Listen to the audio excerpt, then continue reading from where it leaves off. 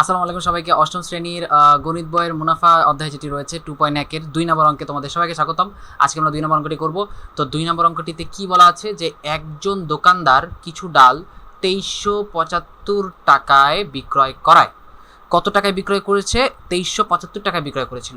তো 2375 টাকায় যদি বিক্রয় করে, তারপর সেই বিক্রয়ের ফলে ক্ষতি হয় 5%, এবং সেই যদি 6% লাভ করতে চায়, অর্থাৎ কি 6% লাভ করতে চায়, তখন তার বিক্রয় মূল্য কত রাখতে হবে সেটাই আমাদেরকে বের করতে বলেছে। তো এখন আমরা যদি বলি যে 5% ক্ষতিতে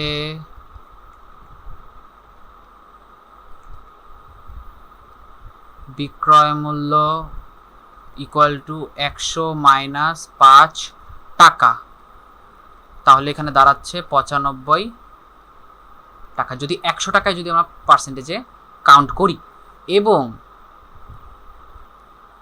6% লাভে বিক্রয় মূল্য কত দাঁড়াবে? 100 প্লাস 6 টাকা, তাহলে কত আসতেছে? 106 টাকা। সুতরাং অনেক সহজ অঙ্কটি। ক্ষতিতে বিক্রয় মূল্য কত ছিল বলতো? ক্ষতিতে বিক্রয় মূল্য আমরা পেয়েছিলাম 95 টাকা। 95 টাকা হলে লাভে বিক্রয় মূল্য কত টাকা? 106 টাকা। অতএব ক্ষতিতে বিক্রয় মূল্য 1 টাকা হলে লাভে বিক্রয় মূল্য কত হবে? 106 ভাগ 95 টাকা।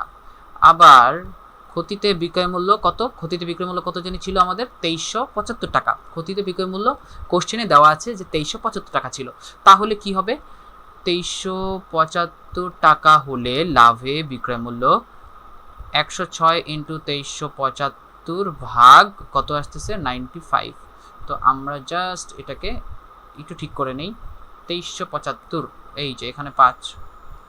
আচ্ছা, তো এখানে যদি আমরা ক্যালকুলেশন করি, তাহলে ক্যালকুলেশন করলে আমাদের এখানে মান দাঁড়ায় 2650 টাকা। তাহলে আমাদের 6% যদি আমরা লাভ করতে চাই, তাহলে 6% লাভের জন্য আমাদের বিক্রয় মূল্য কত রাখতে হবে? বিক্রয় মূল্য হবে 2650 টাকা। এটা ছিল 2 নম্বর অঙ্ক। আমরা এখন 3 নম্বর অঙ্কে চলে যাব।